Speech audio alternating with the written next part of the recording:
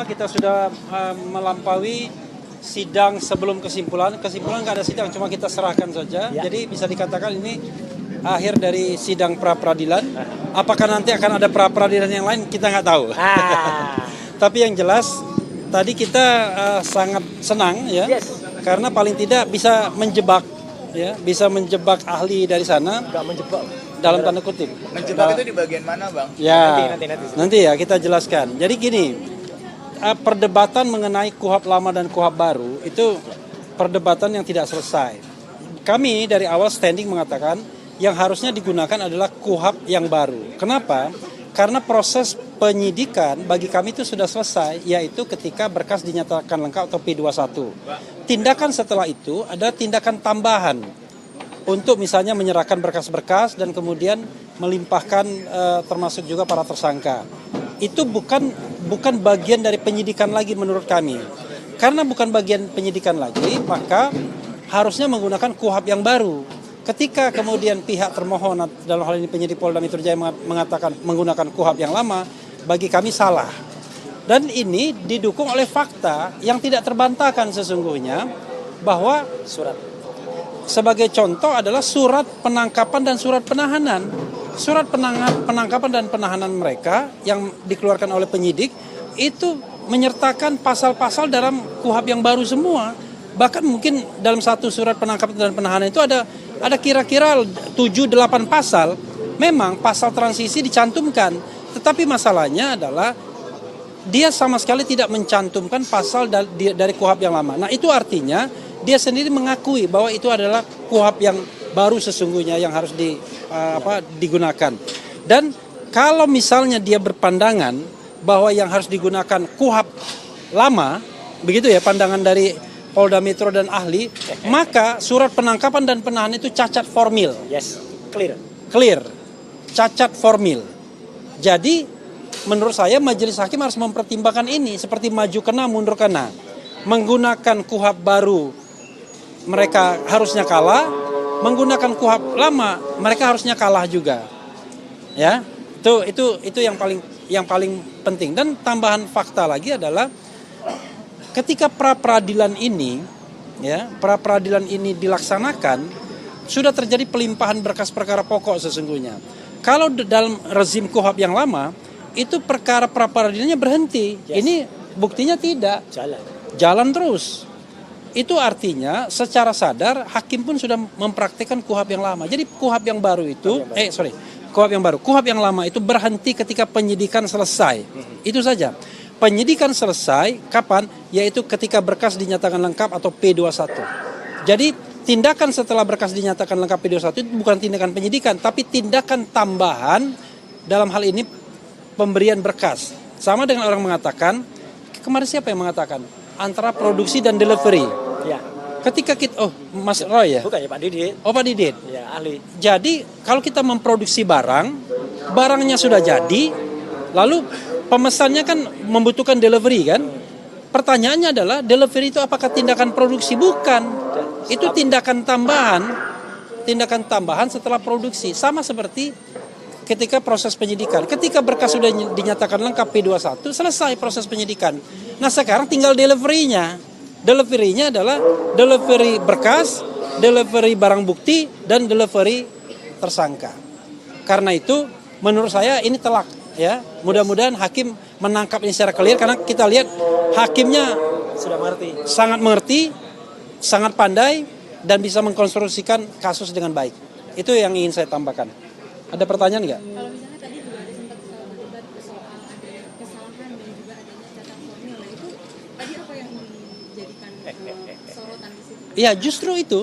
Jadi mereka mengatakan bahwa tindakan yang mereka akan mengatakan tindakan penyidikan mereka, tindakan penangkapan dan penahanan itu menggunakan KUHP yang lama, Undang-Undang Nomor 8 Tahun 1981. Tetapi di dalam suratnya sendiri mereka menggunakan KUHP baru, Undang-Undang 20 2025, dan mereka deny itu. Kalau mereka deny itu, ya kan, mereka mengatakan maksud kami adalah KUHP yang lama, maka surat itu cacat formil.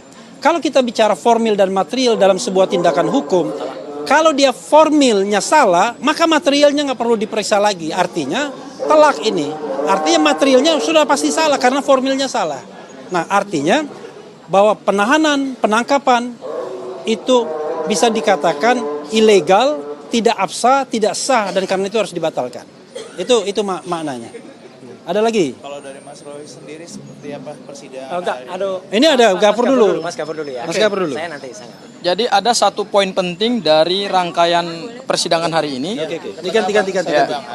Ya, Mas Roy izin ya. Siap, harus. Ada satu poin penting dari rangkaian persidangan hari ini, yaitu adalah pendapat ahli yang diajukan oleh Polda Metro Jaya secara tegas dan clear mengatakan bahwa surat perintah penangkapan, surat perintah penahanan itu cacat formil. Dan kalau dia cacat formil, maka berdasarkan pasal 77 KUHP lama, yaitu pra-peradilan, maupun pasal 158 KUHP yang baru terkait kewenangan pra-peradilan, maka ketika upaya penangkapan penahanan diterbitkan dengan menggunakan surat yang cacat formil, maka disitulah kewenangan hakim tunggal pra-peradilan untuk menyatakan bahwa upaya paksa berupa penangkapan penahanan tersebut tidak sah. Karena objek pra-peradilan itu yang diuji bukan materialnya, tapi yang diuji adalah aspek formilnya. Kan sah tidaknya, bukan benar atau tidaknya. Kalau benar ya mereka merasa benar.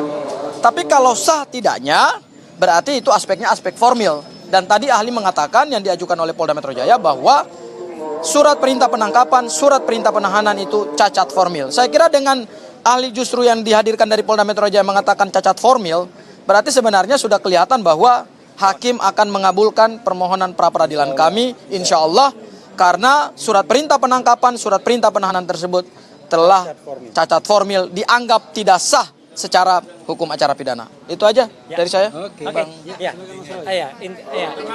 Oke, dari saya ya, sekali lagi kita mengaturkan terima kasih yang sebesar dan puji syukur alhamdulillah kepada Tuhan Yang Maha Kuasa Allah Subhanahu wa taala bahwa hari ini itu banyak kejadian yang luar biasa. Kenapa banyak ya?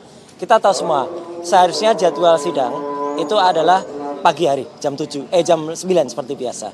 Tapi karena kemarin diputuskan karena ada sidang yang lain termasuk juga ternyata ruangan tadi juga dipakai, ada kasus yang sangat heboh, kasus yang terjadi di Kalibata dengan korban dari teman-teman dari Mata Elang tadi dengan polisi tadi cukup ramai. Saya yang datang jam 1 di sini tadi, saya sudah balik lagi jam 1, ternyata belum dimulai, baru dimulai setengah 2. Nah itu satu hal yang sangat menguntungkan bagi kami ya, karena saya, Bang Refli, juga Mbak Aya tadi ya, Bu Soraya tadi juga sempat kita memberikan penguatan dan membersamai Dr. Tifa Yusyatia-Suma yang hari ini mendengarkan dakwaan untuk pertama di Pengadilan Negeri Jakarta Timur. Saya tidak akan komentar tentang dakwaannya Dr. Tifa ya, karena itu nanti tugas dari kuasa hukum masing-masing. Tetapi saya sangat senyum mendengar dakwaannya Dr. Tifa. Dan yang kedua adalah ketika di sini saya berkali-kali juga senyum karena ini telak ya. Sebenarnya ini telak ya. Karena harusnya seorang ahli itu dihadirkan,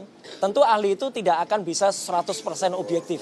Pasti dia berkepentingan terhadap siapa yang mengundang. Dan ternyata ahli tadi, ya Pak Aristo Pangaribuan, itu ternyata justru sangat menguntungkan pihak kami. Ya, karena menyatakan bahwa surat itu meskipun tadi mencoba dihaluskan, itu salah ketik. Ya, nggak bisa salah ketik. Salah ketik ya cacat formil namanya. Kalau formilnya sudah salah, pasti belakangnya juga salah. Dan itu benar sekali. Tidak hanya pencantuman KUHP baru di dalam surat, tapi juga ada pencantuman kalimat tentang pemeriksaan 1 kali 24 jam. Dan itu tidak terjadi, tidak ada. Berarti itu bisa dimasukkan juga oleh teman-teman lawyer, baik Mas Refli, Mas Gafur, Mbak Aya, dan juga nanti teman tim yang lain, ada Pak Aya Sena juga. Itu ada suatu keterangan palsu atau sikap palsu lah, pokoknya itu. Ya. Dan yang jelas, global dari itu semua, sebenarnya tadi coba ditanyakan oleh Mas Refli dan juga Mas Gafur. Sidang pra-peradilan ini berjalan dan menunda pokok perkara aslinya. Pokok perkara utamanya, kalau dia tertunda, itu berarti menggunakan KUHP baru. Kalau menggunakan KUHP lama, pra-peradilan lah yang kemudian disuruh ditabrak berhenti, langsung jalan. Nah ini jelas. Makanya dengan adanya konsekuensi dari KUHP yang baru ya. Nah saya kemudian menyatakan sekali lagi terima kasih ya, teman-teman bisa menilai sendiri ya. Hanya kita tunggu nanti insya Allah ya Pak Hakim Tunggal itu benar-benar menggunakan rasio dan menggunakan akal pikiran yang insya Allah kita doakan semoga beliau benar-benar clean ya dalam menyusun putusan yang nanti insya Allah akan dibacakan pada hari Selasa tanggal 2 Juli yang akan datang. 7 Juli ya yang akan datang. Jadi saya kira itu, dan tadi ketika saya mendampingi Dr. Tifa ya insya Allah apa yang disampaikan Dr. Tifa itu juga benar-benar bisa lancar ya, karena sesuai dengan gambarnya Dr. Tifa di sini. Nah, ya ini membedah otak, ya membedah otak. Nah, ada dong. Ini tadi saya pakai untuk apresiasi saya terhadap Dr. Tifa, ya dan juga sekali lagi terhadap semuanya. Membedah otak. Oh, membedah otak. Ini juga Tifa. Ini kok nggak pakai jilbabnya? Lah ya, waktu dulu. Wah, itu ya teman-teman semua. Sekian, terima kasih. Ada lagi tambahan? Apa? Boleh penekanan Pak, kemarin kan udah menanggapi terkait yang adanya perbedaan pendapat antara Pak Kozin Enggak. Insya Allah tidak ada perbedaan. Itu dinamika itu biasa. Ya, saya nanti akan jawab di kanal YouTube yang sama dengan Bang Kosin ketika menyampaikannya. Nanti sore akan saya jawab dan clear. Insya Allah semua beres dan tetap ya sidang saya itu akan tetap dalam koordinasi Tokham. Ya, itu clear ya. Dan nanti yang akan bergabung berkoordinasi lagi ya saja nggak apa-apa. Biasa suatu klien itu didampingi sampai dengan 1000 pengacara nggak apa-apa. Tapi kan tetap ada leadernya. Itu aja. Jadi leadernya itu yang nanti akan kemudian yang sudah mendampingi. Dan Tokham itu adalah memang yang sudah mendampingi saya semenjak tahun 2022. Jadi bukan bentukan Mas Refli ya. Salah, jangan saling menyalahkan. Saya juga berpesan ya, teman-teman di sini tidak usah lah saling menyalahkan. Saling menyalahkan. Enggak ya? Menyalahkan. Jangan menyalahkan kami ya gitu, jangan menyalahkan kita. Jadi saling menyalahkan tuh kan berarti vice double ya? versa. Enggak ada vice versa. Jadi enggak ada apa-apa, itu dinamika biasa. Kalau dalam film G30 SPKI, wah yang sama itu kata Bung Karno, lumrah dalam satu revolusi. Ini sebutir zari yang ada dalam republik ini, lumrah ya. Oke, terima kasih. Iya.